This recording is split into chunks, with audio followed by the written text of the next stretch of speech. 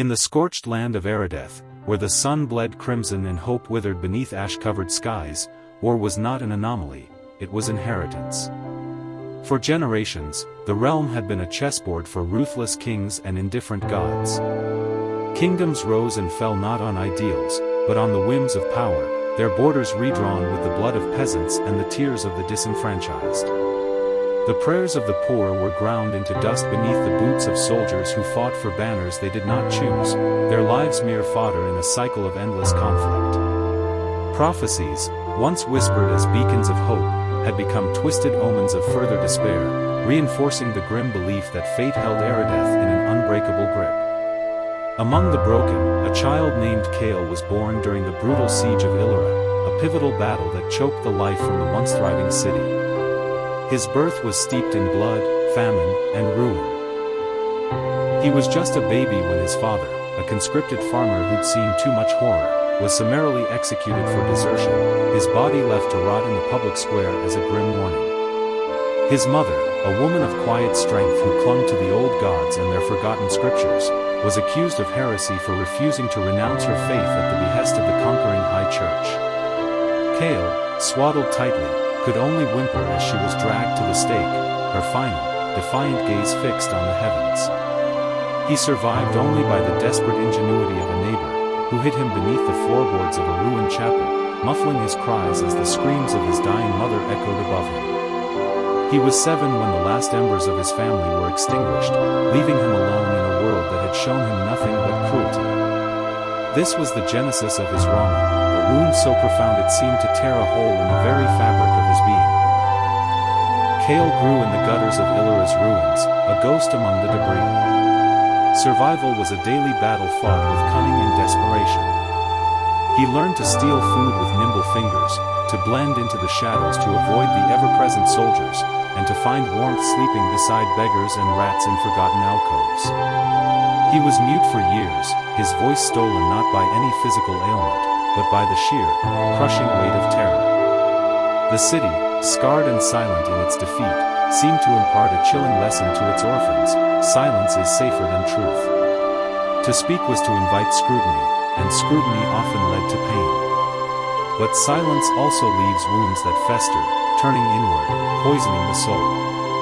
By the time Chaol was 16, he had become a specter in the labyrinthine alleys, a boy shaped entirely by the relentless forces of pain, grief, and hatred. His lithe frame belied a coiled strength, his eyes, once wide with innocent wonder, now held the cold, calculating gaze of a seasoned survivor. He moved with a predatory grace, always observing, always learning. He saw the stark reality of poverty in the skeletal figures shivering in doorways, the desperate mothers bartering their last possessions for a crust of bread.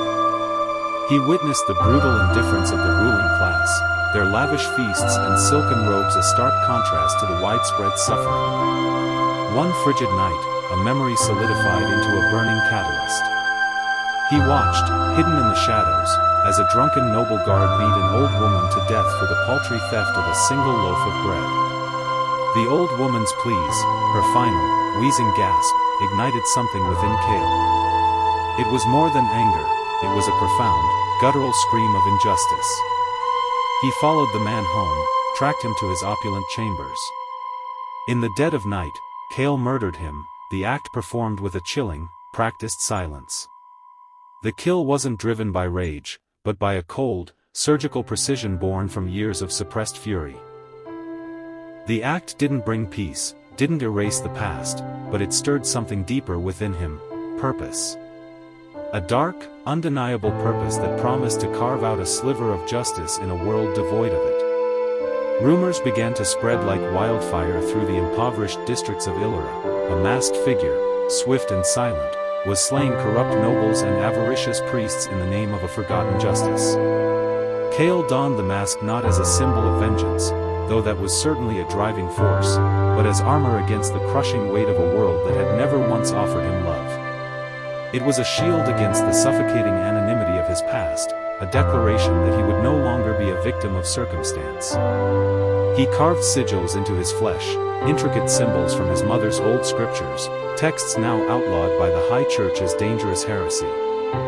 Each incision was a defiant act, a communion with the spirits of the wronged, a vow to make them hear. His killings weren't random acts of violence. Each target had a direct hand in the city's pervasive corruption. The clergy who sold salvation to the desperate poor while hoarding vast wealth. The merchants who profited obscenely from plague and famine, their warehouses overflowing while children starved. The knights who drank fine wine and gambled away fortunes while refugees froze in the streets, their honor a hollow mockery. Cale meticulously planned each strike, his movements a dance of calculated brutality. He saw himself as an instrument of divine retribution, a dark avenging angel sent to balance the scales. Yet, with every life he took, Cale felt a strange, unsettling emptiness deepen within him. The initial surge of grim satisfaction would quickly dissipate, replaced by a hollow ache. The people, desperate for a beacon in the pervasive darkness, began to mythologize him, the hollow saint, a savior of the forgotten, a whisper of hope in the grimy alleyways. But Cale knew he was no saint. He was a creature of shadow, born of pain, driven by a thirst that seemed unquenchable. He questioned whether his path was truly fate, ordained by the very gods he despised for their silence during his suffering, or a terrifying choice he had made in rebellion against their perceived indifference. He wrestled with the nature of good and evil, wondering if he had merely become a different kind of monster, reflecting the very darkness he sought to eradicate. The fine line between morality and necessary evil blurred with each swing of his blade. The pursuit of meaning, once a nebulous concept, became an urgent quest. Cale found himself drawn to the ruins of an old monastery, crumbling and overgrown, yet exuding an aura of ancient peace. There, amidst the fractured statues and whispered echoes of forgotten prayers, he met Isolde. She was a blind prophetess, her eyes clouded but her spirit radiant, who claimed to hear the voice of the divine not in the grandiose pronouncements of churches, but in the silent suffering of the forgotten, in the rustling of leaves and the murmur of rivers. Isolde challenged Cale's deeply entrenched beliefs, not with fire and brimstone, but with gentle, probing questions. She forced him to confront the harrowing possibility that he had become the very monster he once feared, a mirror image of the cruelty that had forged him. She saw past the mask, past the hardened exterior, to the wounded child within. Isolde taught that morality is not an absolute, not a destination one arrives at, but a continuous question we must ask ourselves every single day. Even the gods wrestle with doubt, she would say, her voice like soft chimes. Why not you? True justice is not found in vengeance, Cale, but in balance, in the slow, painstaking work of restoration. Their discussions delved into the profound struggle for meaning beyond retribution, the true nature of good and evil as complex and interwoven forces, not clear-cut adversaries. Their relationship, built on quiet understanding and a shared yearning for a better world, became the first true light Cale had known since childhood, a fragile ember of warmth in the desolate landscape of his soul. But light, in the shadowed lands of Arideth, often invited deeper shadow. The whispers of the hollow saint had reached the ears of the High Church, who, recognizing the threat to their absolute power, declared Cale a heretic and an enemy of divine order. They twisted his acts into blasphemous sacrilege, fanning the flames of fear and rallying their loyal followers. Armies were mobilized, their banners emblazoned with the High Church's holy symbols, their purpose to extinguish the demon of Illyria. War drums echoed across the land, a relentless drum that pounded in Cale's very bones. The conflict between the individual and society reached its apex, a solitary man against the might of an established, fanatical power. Isolde, despite her blindness, refused to abandon Cale. She believed in his capacity for change, in the fragile light she had seen within him.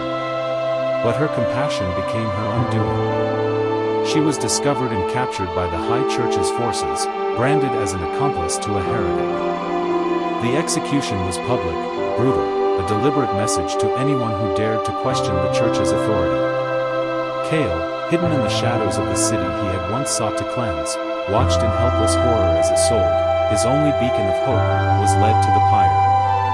Her final words, carried on the wind, were a gentle whisper of his name, not of fear, but of peace. Broken and utterly enraged, Kale unleashed a primal scream that seemed to tear the very sky. The Rama of his childhood, the loss of his family, the betrayal of justice. All of it culminated in a cataclysmic surge of power. He summoned ancient magics, powers long sealed away in the forbidden texts he had once sought comfort in. The city of Illira, already scarred, now erupted in a maelstrom of unholy fire. He targeted the high church, the noble estates, the barracks of the soldiers. In his blind wrath, he destroyed not only the wicked, but the innocent caught in the inferno. He was no longer seeking justice, he was simply burning, a living embodiment of the world's pain. The Hollow Saint had become the Hollow King of Ash, his crown fashioned from the embers of his own despair. Years passed. Aradeth became a realm of shadows, its skies perpetually overcast, its lands barren and desolate. Kale, now an old man, his face etched with the lines of profound sorrow and regret, wandered the ruins of the world he had helped destroy. His power, once a raging inferno, had dimmed to a smoldering ember, a constant ache in his bones. He carried the weight of 1,000 lost souls, the echoes of their screams his constant companions. His struggle for meaning had taken a devastating turn. He had traded one form of suffering for another, becoming an agent of the very destruction he had vowed to fight. One stark, biting morning, he stood before a child scavenging in the ashes of what was once a bustling marketplace. The boy was filthy, hungry, a mirror image of Kale himself decades ago, yet miraculously, he was alive, a fragile flicker of life in the widespread desolation. Kale, a man who had made terrible choices, offered him a piece of dried meat, not as a savior, but as a penitent. The boy looked up, his eyes wide with a mixture of fear and curiosity. "Were you the king who killed the sky?" the child asked, his voice small but clear, pointing a grimy finger at the perpetually gray heavens. Kale looked to the horizon, a place where for the first time in decades, a sliver of weak, hesitant light peeked through the oppressive clouds, a faint promise of dawn. The question hung in the air, a profound challenge to his entire existence, a final reflection on his free will versus fate. "No," he said, his voice raspy, thick with the dust of ages and the weight of his actions. "I was just a man who couldn't stop the fire inside him. A man who confused vengeance with justice, and in doing so, became what he fought against. But maybe," he added, looking directly into the child's hopeful eyes, "maybe you will." And he walked on, a solitary figure disappearing into the vast, scarred landscape, a ghost seeking redemption in a world learning how to heal, one fragile dawn at a time. The ashes of his past lay scattered behind him, a testament to the bitter fruit of retribution. Ashes of Fate is not a tale of heroes, but of the burden of choice, the illusion of justice, and the agonizing, slow journey through Rama. It is a testament to the fact that even in ruin, even after the darkest acts, the human soul can, with immense effort, find a way to rise, not as a conqueror, but as a testament to the enduring, fragile hope of peace. What do you think Kale will do on his journey now that he has finally confronted his past?